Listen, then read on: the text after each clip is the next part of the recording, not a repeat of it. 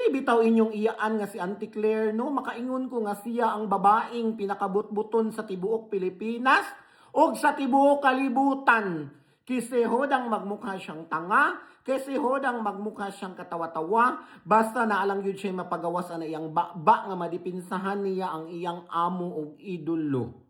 Laliman kag ni ana siya nga lumaki ang utang ng Pilipinas dahil kay Duterte. Ay, Duterte na pud kapuol na ana paminawon. Uy, puro na lang yud mo Duterte. Wala na mo laing mahuna-hunaan Duterte, Duterte. Pati siguro magsakit inyong tiyan magkapurigit mo no. Si Duterte gihapon ang hinungdan. Naunsa naman in taon mo uy. Bag-uhan na ninyo ang inyong taktika. Kana pong naay realidad maskin gamay inya ma-convince gani ninyo ang katawhan kaysa inyong gipanghimo nagkatawa everyday nga naa kay pagawas anay mong ba magkatawa ang katawhan nimo Auntie Claire Ginoo ko kaluy ang imong kaugalingon kaluy ang future sa imong pamilya kay dili forever ang imuhang amo og idolo daw be mahuman ang iyang termino